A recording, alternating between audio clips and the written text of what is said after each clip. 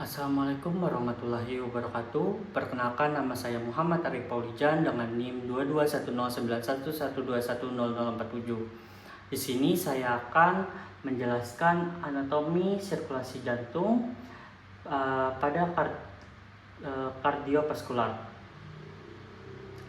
Yang pertama, mari kita mulai dari dasarnya terlebih dahulu.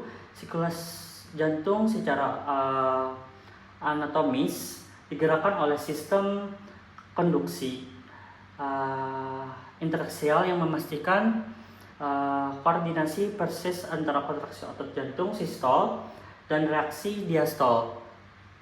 Jantung sendiri berfungsi sebagai sistem pompa ganda yang terdiri dari sirkulasi pulmonal kanan dan sirkulasi sistemik kiri. Siklus dimulai pada fase diastol ventrikel ketika katup atrioventrikuler atau mitral dan trikuspid terbuka akibat tekanan atrium yang lebih tinggi dibandingkan tekanan ventrikel. Hal ini memungkinkan darah mengalir secara pasif dari atrium ke ventrikel dan mengisi sekitar 80% volume ventrikel.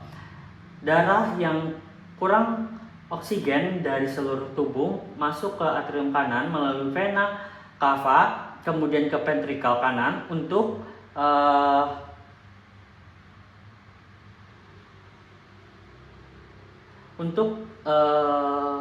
dipompa menuju paru-paru. Dalam sirkulasi pulmonal tampak terjadi pertukaran gas. Selanjutnya terjadi sistol atrium, yaitu kontraksi atrium yang memberikan dorongan tambahan atau atrial kicks untuk melengkapi pengisian ventrikel hingga mencapai volume akhir. Volume akhir distolik. Setelah itu, darah yang telah kaya oksigen dari paru kembali ke atrium kiri melalui vena pulmonalis, lalu mengalir ke ventrikel kiri. Setelah pengisian ventrikel maksimal, impulsi dari sistem konduksi jantung memicu depolarisasi ventrikel yang mengawali fase kontraksi isovolumetrik.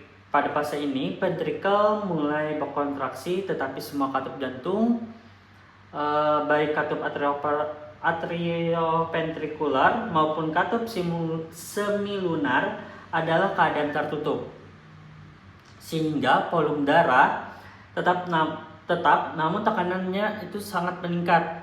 Nah, ketika tekanan ventrikel melebihi tekanan arteri, katup semilunaris ini terbuka dan darah dipompa keluar. Ventrikel kanan mengalirkan darah ke paru melalui arteri pulmonalis, sedangkan ventrikel kiri memompa darah ke seluruh tubuh melalui aorta dengan tekanan yang lebih tinggi sebagai bagian dari sirkulasi sistemik. Selama fase diastol, otot jantung sendiri mendapatkan suplai darah melalui arteri koroner. Oleh karena itu, gangguan pada aliran koroner atau sistem sirkulasi ini dapat menjadi dasar berbagai kondisi patologis kardiovaskular. Oke, kita masuk ke bagian patofisiologis gagal jantung. Masuk ke aspek ini, apa yang terjadi jika pompa ini gagal? Gagal jantung bukanlah penyakit tunggal, melainkan sindrom klinis. Gagal jantung kiri biasanya terjadi lebih dahulu ketika ventrikel kiri tidak mampu memompa darah keluar secara adekuat. Darah akan menumpuk di belakang, yaitu di paru.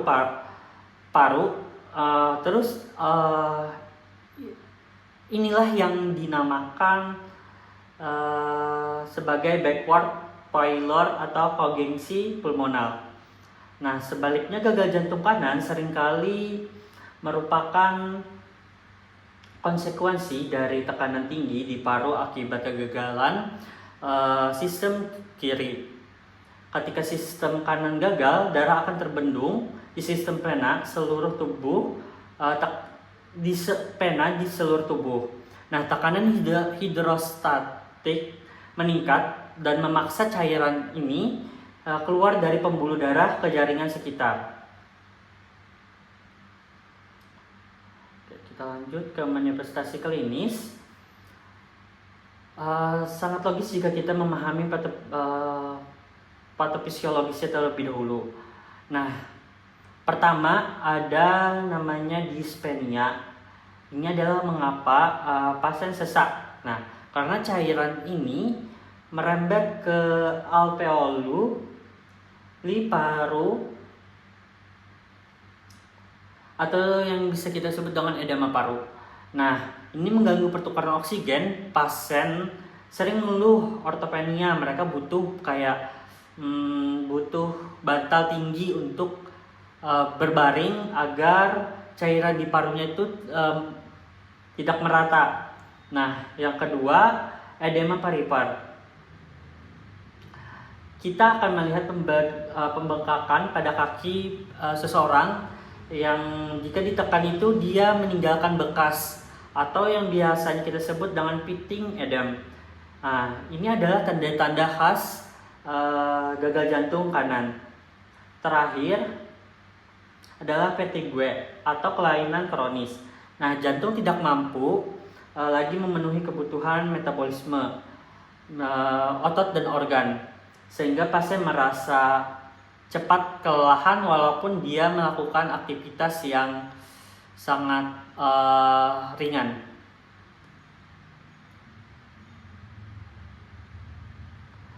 Nah, sekarang kita beralih ke aspek auskultasi. Nah, suara jantung yang kita dengar itu melalui stetoskop. Sebenarnya ada suara penutupan katup. Yang pertama itu ada suara S1 atau loop yang terjadi ketika katup mitral dan tricuspid itu menutup secara tiba-tiba di awal fase sistolik. Ini adalah tanda darah mulai didorong keluar ventrikel. Nah, suara S2 atau DUP adalah tanda penutupan katup aorta dan pulmonal saat ventrikel mulai relaksasi. Jika kita mendengar suara S3 atau S4, itu adalah Galoff yang menandakan seringkali merupakan tanda awal ventrikel yang sudah terlalu renggang atau kelebihan beban cairan yang sangat umum pada pasien gagal jantung.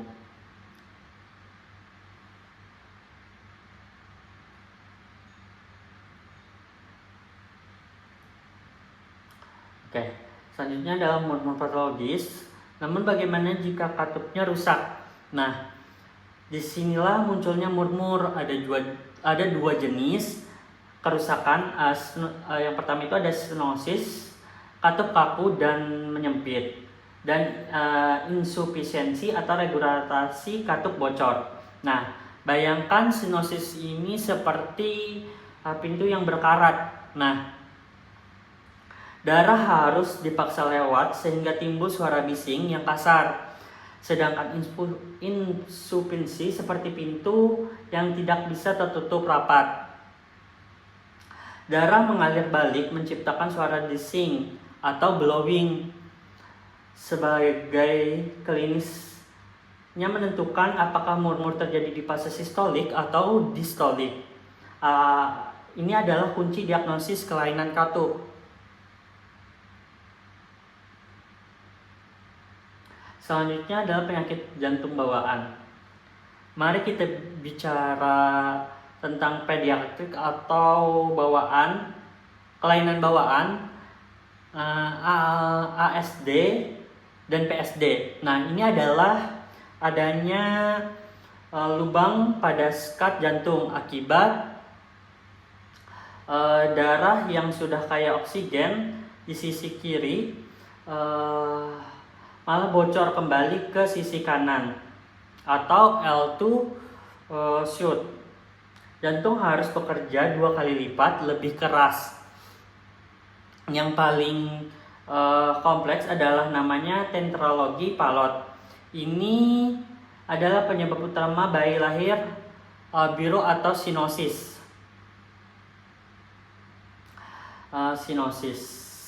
Ada 4 kelainan sekaligus lubang PSD itu menyempit ke saluran paru atau yang bisa disebut stenosis pulmonal. Posisi aorta yang bergeser dan akhirnya otot jantung kanan yang membengkak. Pasien ini memerlukan intervensi bedah karena saturasi oksigennya itu sudah tidak akan pernah optimal secara alami lagi.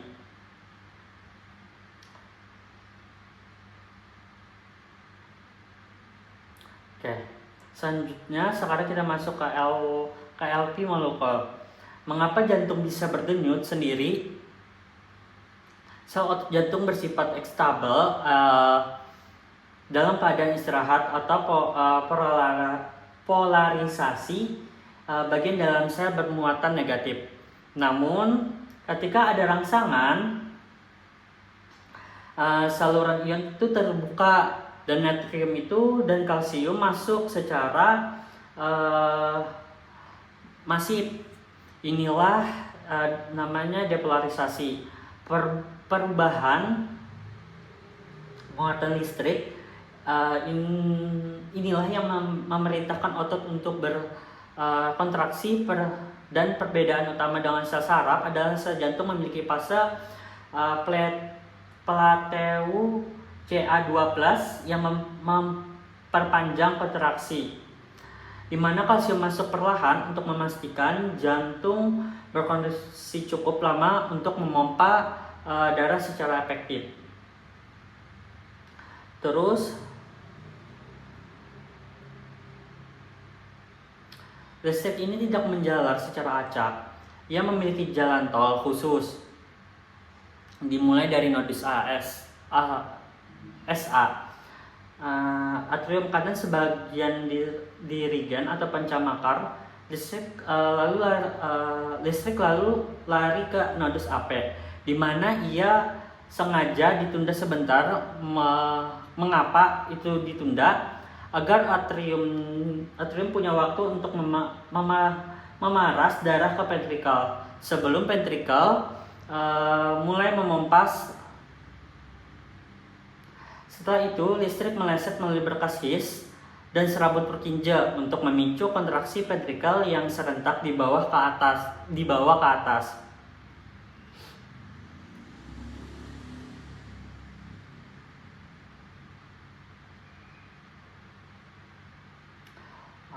Oke, selanjutnya alat EKG menangkap aktivitas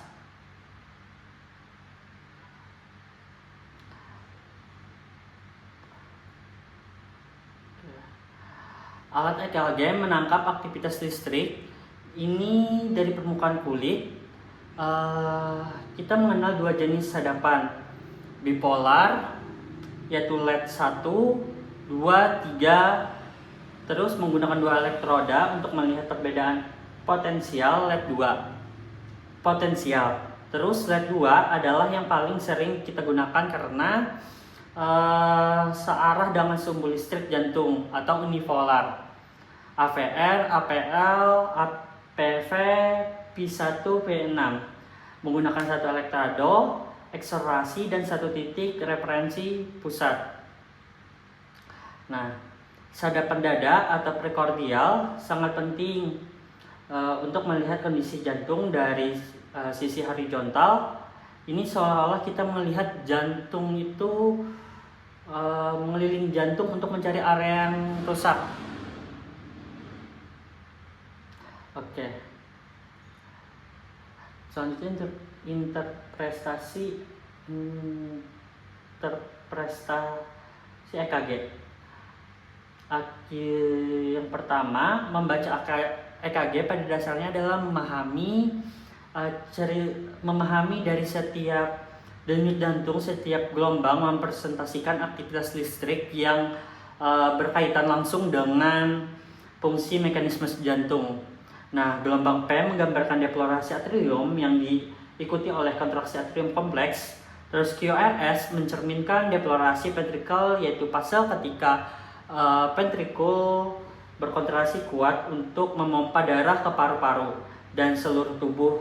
Sementara itu, gelombang T menunjukkan repolarisasi ventrikel, yaitu fase pemulihan sebelum siklus berikutnya dimulai. Nah, interpretasi EKG ini menjadi sangat penting dalam mendeteksi kondisi patologis, misalnya elevasi segmen ST merupakan tanda khas impak miokard akut yang menunjukkan adanya kerusakan otot jantung akibat kekurangan aliran darah. Selain itu, hilangnya gelombang P yang disertai irama yang tidak teratur mengarah pada fibria atrium, suatu gangguan irama yang meningkat risiko terjadinya stroke. Dengan demikian, EKG ini merupakan alat diagnosis yang cepat dan sangat penting untuk menilai kondisi jantung, terutama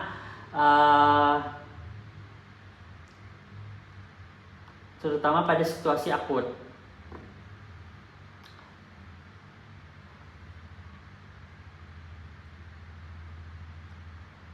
Nah, selanjutnya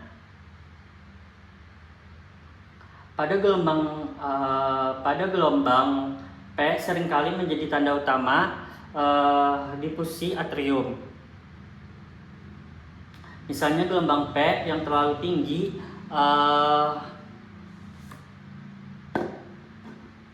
dan lancip di sadap inferior menandakan adanya pembesaran atrium kanan akibat penyakit paru kronis. Sedangkan gelombang P yang lebar dan berlekuk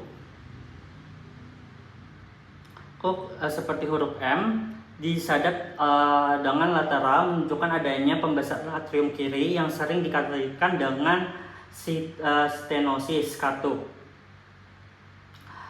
Stenosis katup mitral.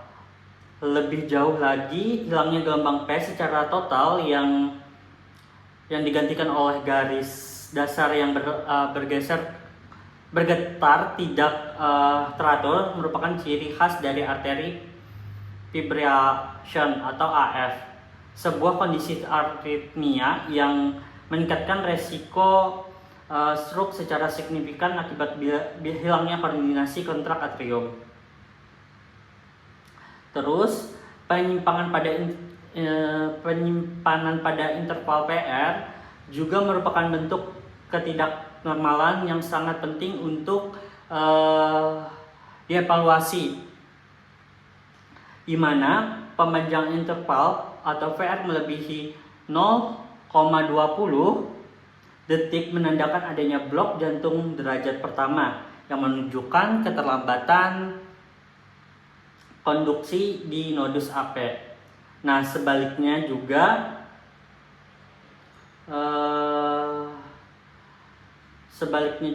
pada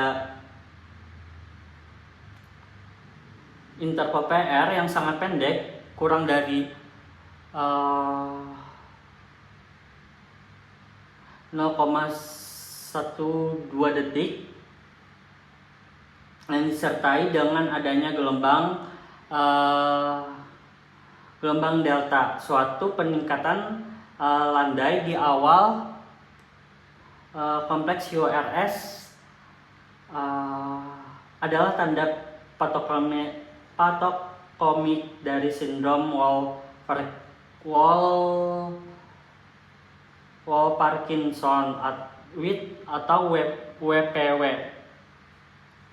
Nah, ini sebuah kondisi di mana impulsi listrik melewati jalur pintas atau tambahan yang melewati nodus AP sehingga ventrikel terdeplorasi terlalu dini. Terus ketidaknormalan pada